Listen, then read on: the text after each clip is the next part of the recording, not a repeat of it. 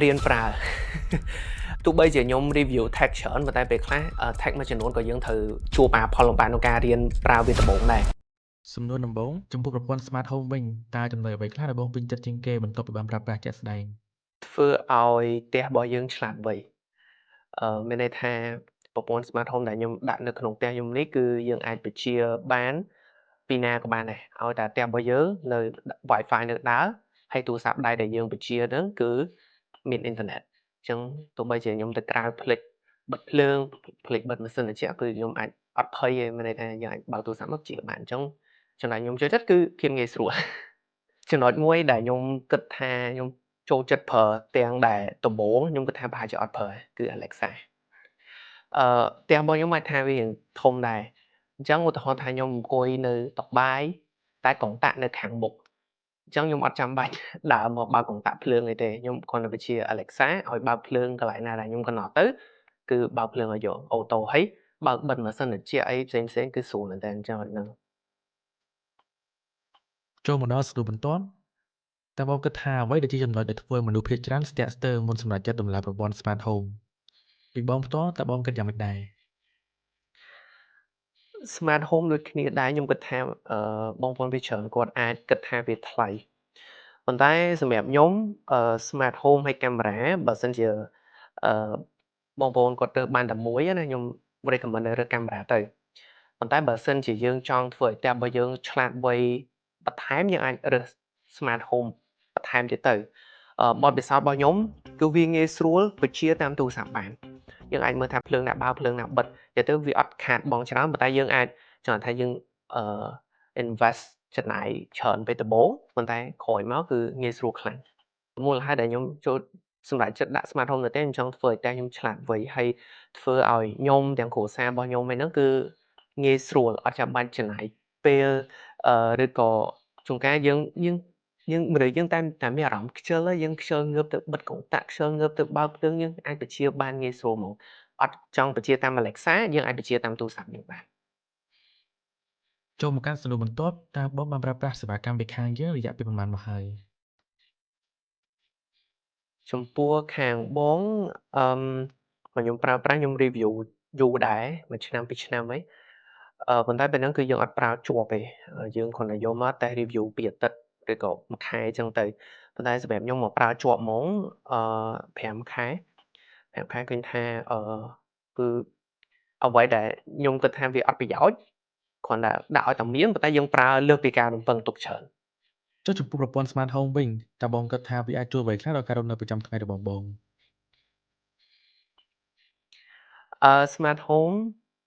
សម្រាប់ខ្ញុំគឺពេលខ្លះខ្ញុំថាចាក់ខ្ញុំជួនកាលត្រូវអង្គុយថតអញ្ចឹងជួនកាលយើងស្រែកប្លង់ស្រែកហើយយើងអត់ចង់ដូរប្លង់ទេប៉ុន្តែយើងភ្លេចបិទភ្លើងឬក៏យើងភ្លេចបិទបើកម៉ាស៊ីនត្រជាក់អីចឹងទៅអញ្ចឹងបើយើងងើប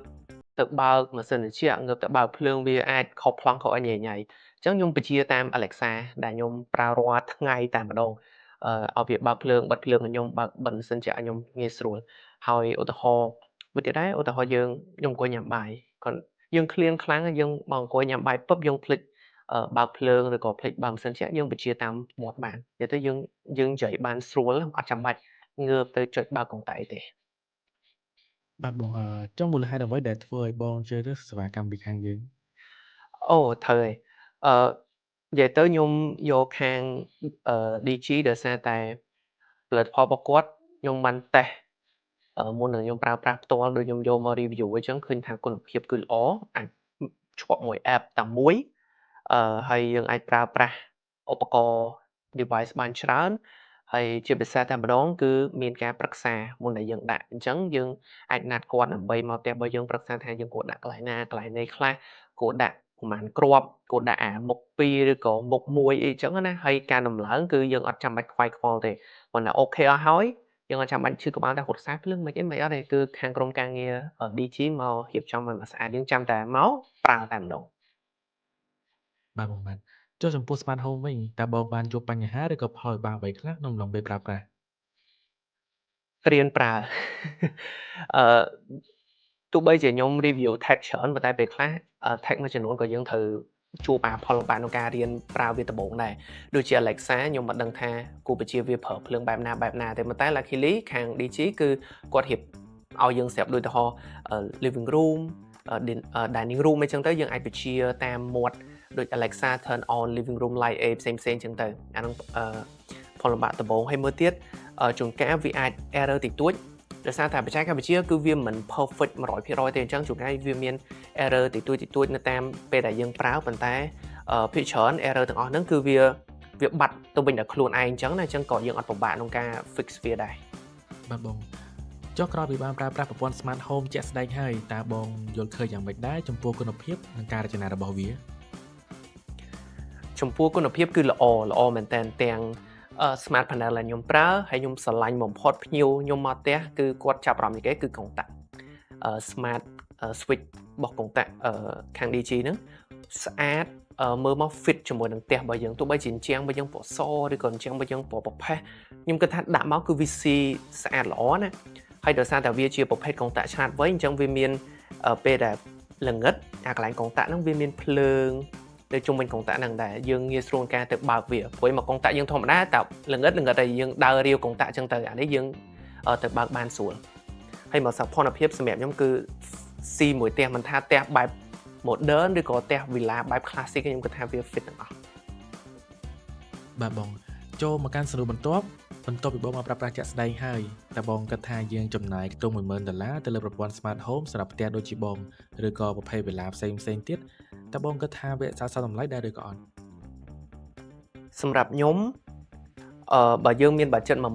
$10000ចង់ដាក់គឺអាចដាក់បានពីព្រោះអីលូតរបស់អីក៏ដោយលូត្រាណាដែលយើងប្រើហើយបានដឹងប្រយោជន៍វាតាមក្រោយថាវាស្រួលមិនដូចខ្ញុំផ្ទាល់ដំបូងកាមេរ៉ាគឺជា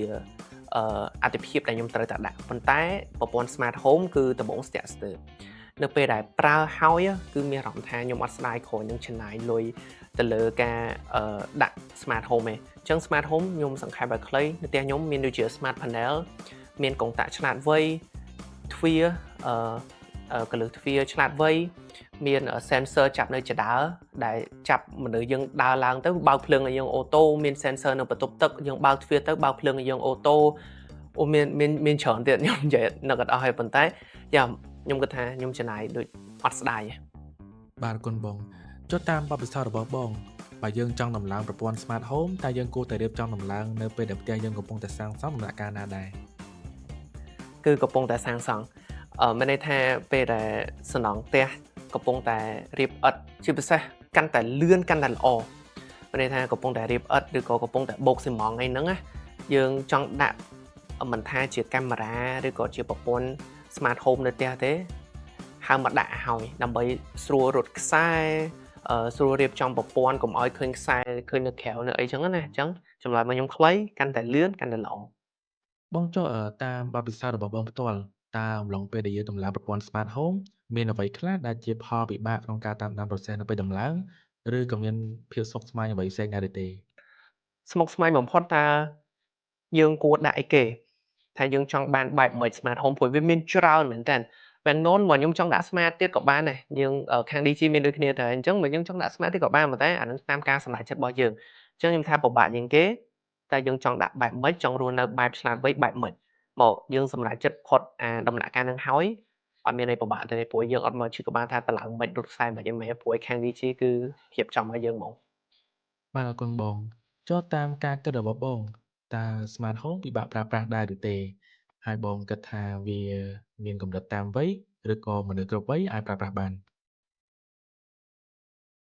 Smart Home ខ្ញុំគិតថាបើយើងអត់ដែលប៉ះបច្ចេកវិទ្យាសុទ្ធហ្មងអាចថាពិបាកប៉ុន្តែក៏វាមិនមែនលំបាកដល់ថ្នាក់ថាយើងរៀនអត់បានដែរព្រោះអីវាមានភាពងាយស្រួលមែនតើឥឡូវឧទាហរណ៍ធម្មតាកុងតាក់ក៏យើងរៀនប្រើបានធម្មតា Smart Panel ក៏យើងអាចរៀនប្រើបានហើយអត់ប្រកាន់វ័យទេឲ្យតែអាចថាចាប់តន់យល់អា concept វាបន្តិចគឺងាយស្រួលក្នុងការប្រើហើយបាទបងបាទអរគុណច្រើនបងចូលមកកាន់សំណួរចុងក្រោយនៅពេលដែលនេះភ្ញៀវមកលេងផ្ទះបងម្ដងហើយគេចាប់អារម្មណ៍សួរពីប្រព័ន្ធ Smart Home ទាំងនេះតើបងមានអារម្មណ៍យ៉ាងម៉េចដែរមានអារម្មណ៍ថា proud មានអារម្មណ៍ថា wow ផ្ទះខ្ញុំ តំពិតដំបូងខ្ញុំមានអារម្មណ៍ថាសប្បាយចិត្តស្រាប់ហើយតែដល់ពេលយើងនៅរៀងស៊ាំទៅយើងស៊ាំមួយវាអញ្ចឹងណាតែដល់ពេលមានភ្ញៀវមកបាទយើងថាអូតំពិតតែយើងរៀងលយដែរជាពិសេសតែម្ដងគឺកុងតាក់ទាំងកុងតាក់ឆ្លាតវៃទាំង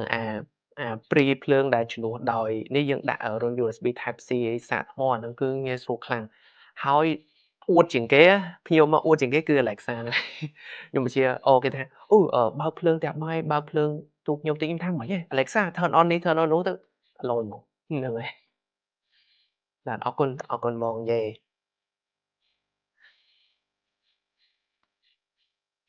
Digi Smart Home ធ្វើឲ្យផ្ទះរបស់លោកអ្នកឆ្លាតវៃ